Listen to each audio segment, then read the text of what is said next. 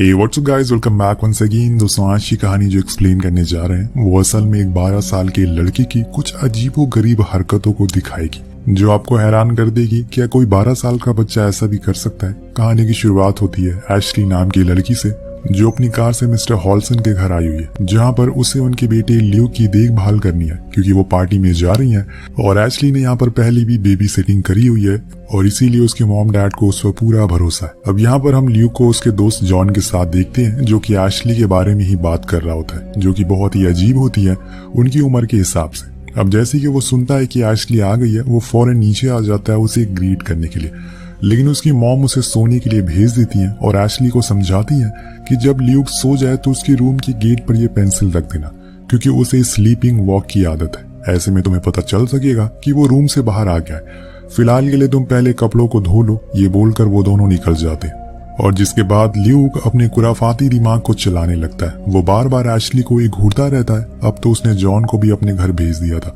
यानी कि वो किसी भी तरह की डिस्टरबेंस नहीं चाहता। लेकिन तभी उसे पता चलता है कि एशली अपने बॉयफ्रेंड से बात कर रही है जो कि उसे मिलने के लिए बुला रहा है क्योंकि क्रिसमस आने वाला है और उसकी तैयारी करने के लिए उसे उसका साथ चाहिए। पर एशली मना कर देती है, जो सुनकर ल्यूक बहुत खुश होता है और फिर वो अपने डैड को मॉकटेल कैबिन से एक शराब की बोतल उठा लेता है। मतलब अब हरकतें नशे में होगी और उसे पीना शुरू कर देता है। इधर एशली कपड़ों को धोने के लिए रख देती है, लेकिन जब वो उसे ड्रिंक करते हुए देखती है तो उसे बोतल छीन लेती है। तभी फोन रिंग होता है पर उठाने पर कोई भी जवाब नहीं दे रहा था। खैर इसके बाद ल्यूक एक हॉरर मूवी लगाता है और दोनों साथ में बैठकर देखते हैं कि तभी बाहर पिज्जा वाला आ जाता है, लेकिन इन्होंने तो कोई पिज्जा ऑर्डर किया ही नहीं है।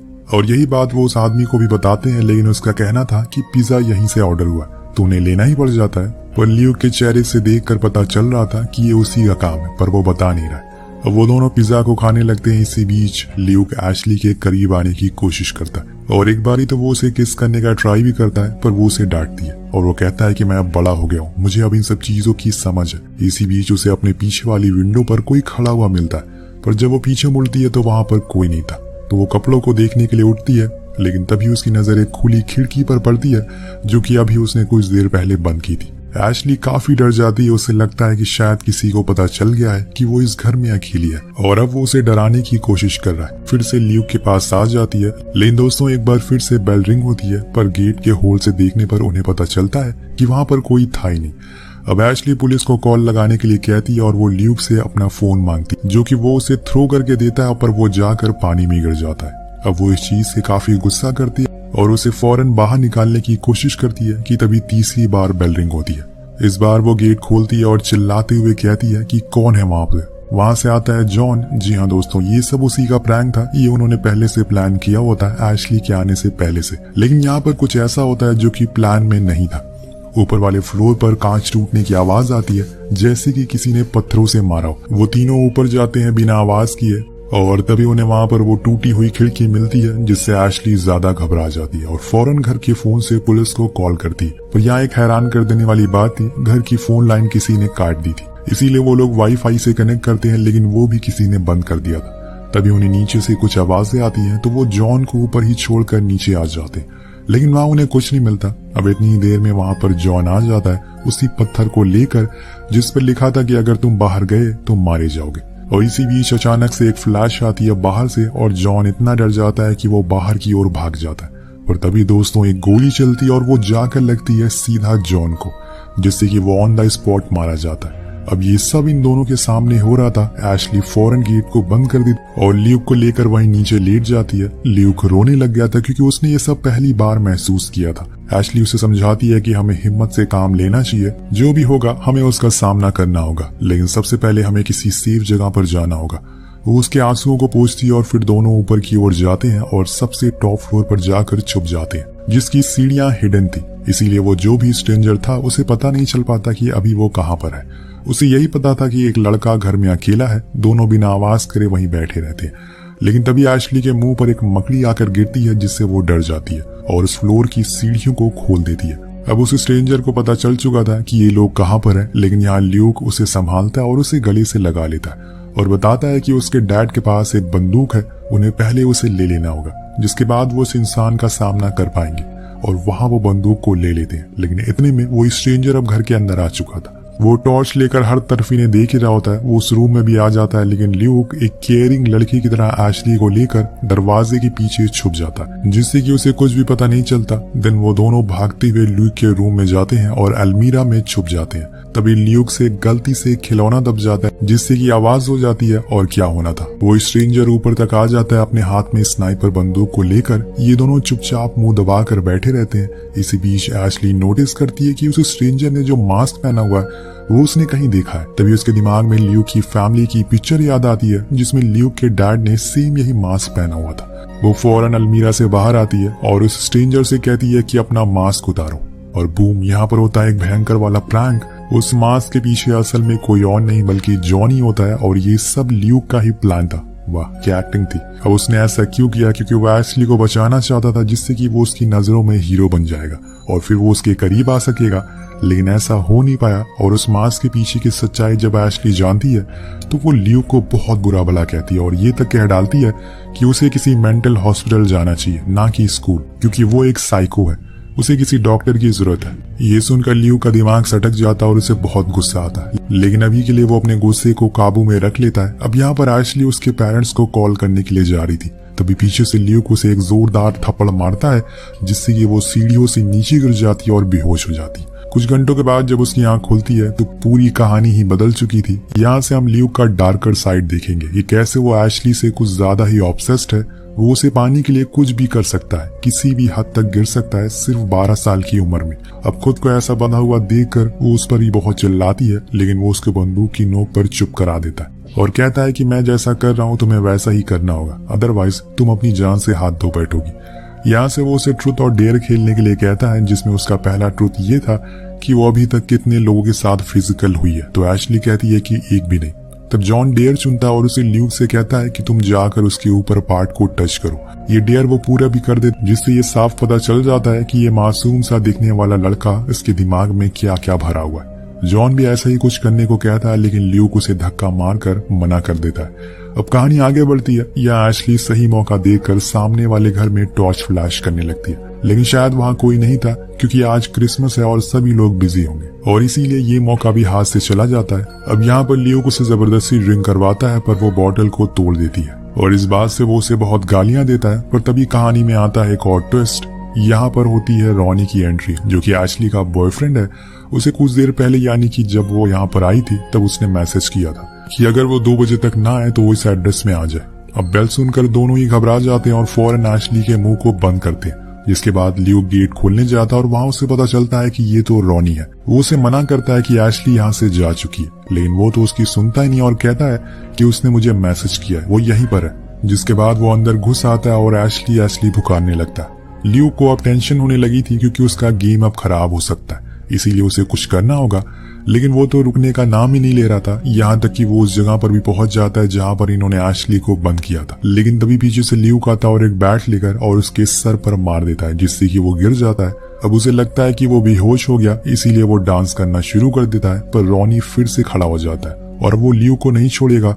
वो उसे बहुत मारता है। ल्यूक तो उसके गाल पर पेंसिल तक घुसा देता है, लेकिन आखिर में वो उसके हत्थे चढ़ जाता है। पर इसी दौरान वहाँ पर जॉन बंदूक लेकर आता है, जिससे कि रॉनी डर जाता है और उसे दोनों लड़के पागल लगते हैं। वो बिना कोई रिस्क लिए घुटने पर बैठ जाता है। इसके बाद पीछे से फिर से ल्यूक उस पर हमला करता है और इस बारी वो बुरी तरह से घायल हो जाता है। जिसके बाद क्या था, वहाँ पर खून ही खून हो जाता है, जिसे ल्यूक साफ करता है। वो उस पेंसिल को भी साफ करता है, जिसे इस्तेमाल करके वो खुद को जॉन विक समझ रहा था। खैर, ये सब करने के बाद वो नीचे जाता है, जहाँ पर जॉन ने रॉनी को भी एक चेयर से बांध दिया और एशली के साइड में बैठा दिया। अब दोनों ही उनके अंडर है। देखते हैं कि आगे क्या होता, क्योंकि कुछ ही देर में सुबह होने वाली है। तब तब इनके पेरेंट्स आ जाएंगे। फिर आगे ल्यूक क्या करेगा। अब यहाँ पर हम एक और चीज नोटिस करते हैं कि जब जब ल्यूक कुछ गलत करने की कोशिश करता है तो जॉन उसे रोकता है, क्योंकि वो लिमिट से ज्यादा हो जाता है। पर वो नहीं सुनता और उसे ही धमकाने लगता है। यहाँ पर एक और राज से पर्दा उठता है कि रॉनी को असल में ल्यूक ने ही मैसेज करके बुलाया था एशली के फोन से, इसीलिए वो यहाँ पर आया था। वो जानबूझकर उसे भी टॉर्चर करना चाहता था एशली के सामने। और इसके बाद वो उन दोनों पे बंदूक तान कर कहता है कि मेरा दिल कर रहा है कि तुम दोनों में से एक को मैं मार दूं, लेकिन वो ऐसा नहीं करता, क्योंकि गोली की आवाज बाहर तक जाएगी और ऐसे में और लोगों को शक हो जाएगा। अब ल्यूक रॉनी को स्मोक करने के लिए कहता है, जिसके बाद वो उसके मुंह को बंद कर देता है। ताकि वो धुआं उसके गाल पर हुए जख्म से बाहर आए, और होता भी ऐसा ही है। लेकिन इसमें रॉनी को बहुत दर्द होता है, जो देखकर एशली कहती है कि इसमें इसकी कोई गलती नहीं है, तुम इसे जाने दो। लेकिन ल्यूक के सर पर पागलपन चढ़ा हुआ था। आज की रात वो सब कुछ ट्राई करना चाहता है जो कि वो फिल्मों में देखा करता था। वो जॉन से कहता है कि मुझे ये देखना है कि अगर किसी इंसान के सर पर पेंट का डब्बा फेंक कर मारो तो क्या होता है। ये चीज भी उसने एक मूवी में देखी थी। और इसी दौरान हम एक और चीज नोटिस करते हैं कि एशली के हाथ में एक मिरर का टुकड़ा है, जो कि उसने उस वक्त चुराया था जब ये लोग रॉनी को पकड़ रहे थे। अब वो उसकी मदद से धीरे धीरे करके पहले अपने पैर पर लगे टेप को काटने की कोशिश करती है। उधर रॉनिन के साथ तो एक्सपेरिमेंट चालू हो चुका था। पहले तो उसकी आंखों पर पट्टी बांध दी जाती है, जिसके बाद उसे हॉल में ले जाकर सेंटर पर बैठा दिया जाता है, और फिर ल्यूक ऊपर जाकर एक पेंट बॉक्स लेकर आता है और उसी रस्सी से बांधकर नीचे फेंक देता है, पर वो मिस हो जाता है। इतने में हम देखते हैं कि एशली ने उस कांच की मदद से एक पैर खोल लिया है। अब इधर रॉनी चिल्लाते हुए अपनी जान की भीख मांगता है। इधर दूसरी तरफ एशली फौरन टेबल पर रखी बंदूक को लेकर उसके पास पहुंचती है और उसकी तरफ पॉइंट करके कहती है कि तुम उसे नीचे फेंक दो, वरना मैं तुम्हारी खोपड़ी उड़ा दूंगी। ल्यूक सच में उसे नीचे फेंक देता है, जो कि जाकर सीधा रॉनिन पर लगती है और उसका पूरा मुंह फट के फ्लावर हो जाता है, जिससे उसकी वहीं मौत हो जाती है। अब ये देखकर एशली को यकीन नहीं होता है कि एक बच्चा ऐसा कैसे कर सकता है, लेकिन उसे ये मानना पड़ेगा कि ल्यूक का दिमाग बच्चों वाला नहीं है। वो एक साइको बन चुका है, इसीलिए वो कुछ भी कर सकता है। वो उसे शूट करने की धमकी देने लगती है, लेकिन ल्यूक तो हंसना शुरू कर देता है, जिस चक्कर में वो एक एयर फायर करती है। पर यहाँ उसकी हंसने की वजह यही थी कि बंदूक में सिर्फ एक ही गोली थी, और अब वो भी खाली है।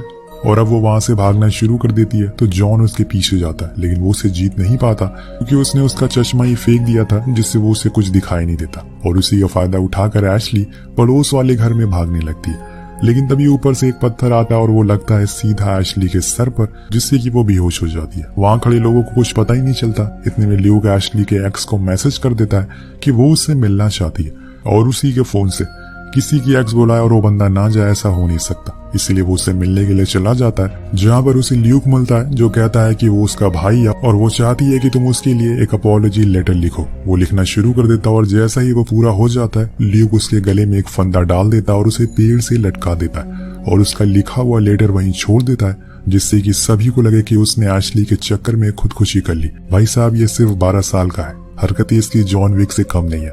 उधर उसने एशली को इस बार एक क्रिसमस ट्री बना दिया था और बांध कर एक चेयर पर बैठा दिया था। उसके पास जॉन होता है, जिसे एशली अपनी बातों पर फंसाने लगती है और वो फंसने भी लगता है। वो कहती है कि तुम्हारा दोस्त तुम्हें बस इस्तेमाल कर रहा है। ये सब सुनकर वो उसे खोलने लगता है, लेकिन तभी वहां पर ल्यूक आ जाता है और उसे गोली मार देता है। जी हाँ दोस्तों, उसने अपने दोस्त को भी मार दिया, लेकिन अब वो एशली पर बहुत चिल्लाता है, उसे बहुत बुरा भला कहता है, क्योंकि उसकी वजह से उसका दोस्त मारा गया था। लेकिन फिर जाकर वो उसके पास बैठ जाता और उसे प्यार जताने लगता है। कुछ देर वो ऐसे ही बैठा रहता है, जिसके बाद वो किचन में जाता और वहां से एक चाकू लाता है और फिर वो एशली का गला काट देता है। सही सुना आपने, उसने सबका काम तमाम कर दिया। लेकिन अभी ये कहानी यहीं पर खत्म नहीं हुई है। अगर वो ऐसे ही सो गया तो पकड़ा जाएगा, इसीलिए वो अब एशली के एक्स के पास जाता है। उस घर में जितनी भी चीज इस्तेमाल हुई थी, सभी को मारने के लिए उस पर उससे फिंगरप्रिंट लगा देता है, ताकि सभी को ऐसा लगे कि वो एशली से खुद का बदला लेने के लिए आया था, क्योंकि उसने उसे धोखा दिया। और इसके बाद वो सब कुछ साफ करता है। हर जगह जहाँ पर उसके होने का सबूत था, वो सारी चीजें क्लीन कर देता है, फिर जाकर सो जाता है। और तभी उसे याद आता है कि उसकी वो पेंसिल तो अभी भी रॉनी के मुंह में ही है। वो उसे लेकर अपने रूम के बाहर लगा देता है, जैसे कि उसकी मॉम बचपन से लगाती हुई आ रही है, ताकि उन्हें पता चल सके कि वो नींद में चल रहा है। लेकिन यहाँ पर हमें एक और सच पता चलता है कि वो भी झूठ कहता है। वो कभी भी आज तक नींद में चला ही नहीं। ये सब उसका दिखावा था, बस मासूम बनने का। लेकिन अंदर से पेंसिल लग पाना इतना आसान नहीं होता है, और इसीलिए वो पहले तो बाहर से डोर पर पेंसिल रखता है, फिर बाहर बालकनी पर जाता है, वहां से अपने रूम की खिड़की को खोलता है। लेकिन इतने में उसके मॉम डैड आ जाते हैं, पर वो बड़ी ही चालाकी से रूम में चला जाता और सो जाता है। अब कुछ देर बाद जब उसकी मॉम अंदर आती है तो चिल्लाना शुरू कर देती है। सबसे पहले ल्यूक के रूम में आती है, लेकिन वो तो सो रहा था और पेंसिल भी नहीं गिरी, यानी कि वो बाहर गया ही नहीं। और थोड़ी देर बाद पुलिस आती है और सभी की लाश को ले जाती है। लेकिन यहाँ एशली के अंदर अभी भी थोड़ी सी जान बाकी, इसीलिए जाते हुए वो ल्यूक जो कि खिड़की से देख रहा होता है, उसे फिंगर दिखाती है, यानी कि अब वो सभी को बता देगी उसके बारे में। और यहाँ ल्यूक के लिए दिक्कत बढ़ जाती है।